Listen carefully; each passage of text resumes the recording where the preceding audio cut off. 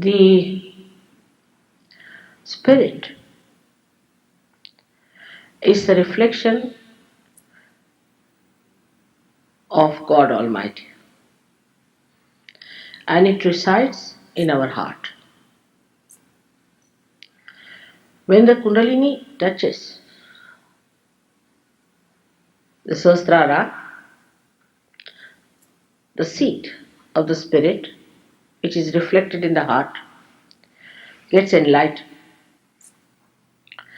That doesn't mean the spirit gets enlightened, but the attention is like a sari, which is pushed in like this. When it touches, it pierces through, and the spirit in the heart, which has the seat here, starts entering into our central nervous system. So the first feeling you get is a cool breeze on top of your head. That's the first feeling. Second feeling you get is all pervading power, because now you have entered into the subtle area of your awareness. Human awareness is gross first, but when you touch the spirit, you become thoughtlessly aware, but there is no thought. The grossness goes away because thoughts disappear. And you become subtle. This subtleness gives you certain powers. The first power that you get is that your awareness becomes collectively conscious. That you can feel another person on your fingertips. That means you become absolutely aware. Like I went today to Mexico. And I could feel the whole country. I knew about it before, but my attention was not so deeply there. I could feel the whole country has a very bad left side problem. And the left side problem is affecting even this area. And the left side problem, you can feel it very clearly that your left side becomes heavy and you feel the heat in all your centers. So you start feeling the atmosphere, the country, the people, an individual, and yourself. So you know the problem of a particular place. I mean, you may not feel that much in the beginning. You may just feel yourself to begin with. Then you start feeling others. So thus the awareness grows more and more. In the central nervous system, you start feeling the problems of other people, your own problems. But it is not that you feel them as something which is painful or troublesome,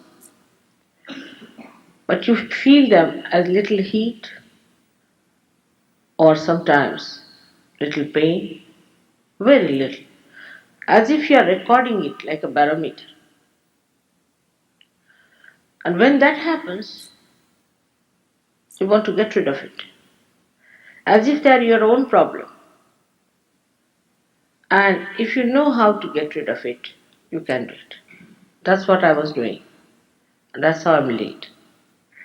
Something on the collective.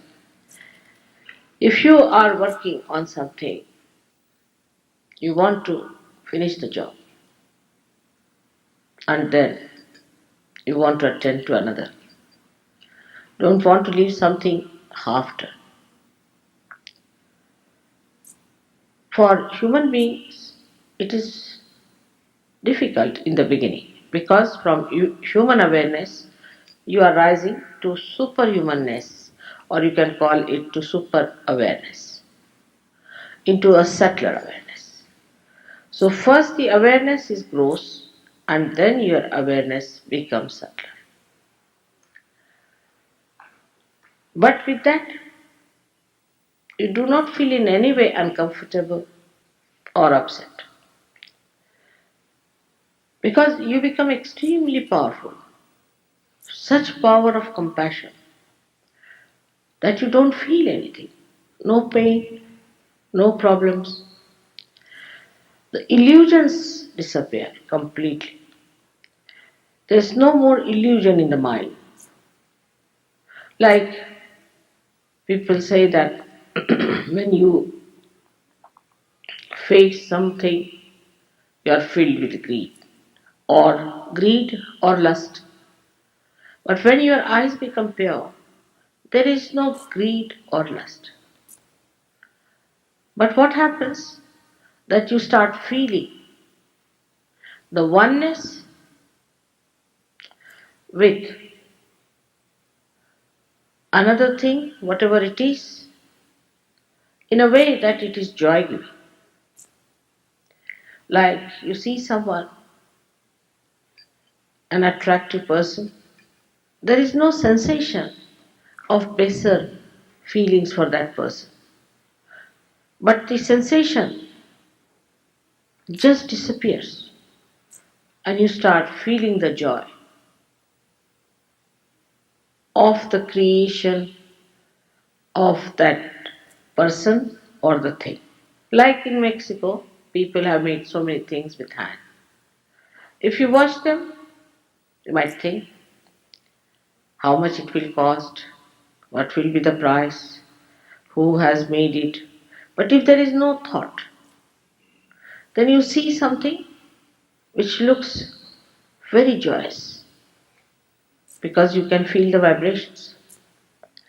And you know somebody has made it who might have been a realized soul, who might have been a very great devotee of God, might have been a person who must have thought that this is your creation, O God.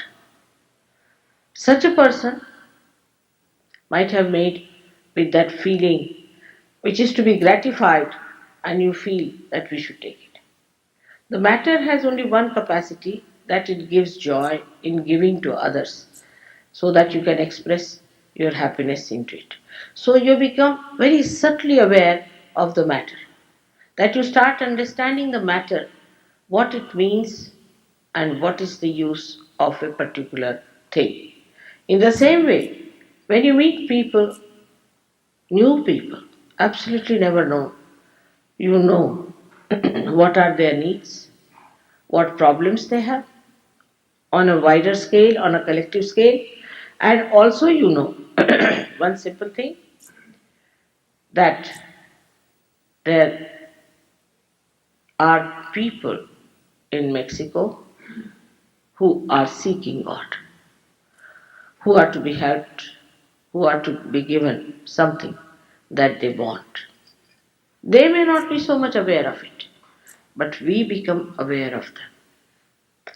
And a kind of a rapport of a very subtle type is established. And you get attracted towards other people, not through any lust or greed or any purpose, but in oneness with the joy that they have within themselves. The joy of the Spirit. You look at them and you feel this person is such a wonderful person. How do you know? You start feeling the cool vibrations in your hand from that person. And you just enjoy that person for that person's sake, not for anything, whether poor, rich, good looking, bad looking, doesn't matter. You approach the spirit of another person because you have become the spirit. People talk of big things, of organizing peace missions, this mission, that mission, to create a better relationship. All relationships which are at a gross level create problems. because there is some sort of a lurking selfishness behind it. But once it becomes a spiritual relationship, you just enjoy the other person without getting into any discussion about what is your gain, what is you are going to achieve through going nearer to that personality. Thus, you become the receiver of the joy, like a lake which is rippleless, which is absolutely quiet and looks like a mirror. It reflects all that is created around it completely and emits complete joy of the creation. In the same way, the heart, which is filled with the light of the Spirit, reflects the complete joy of the creation of another person. Whatever it has in a subtle way, you enjoy it.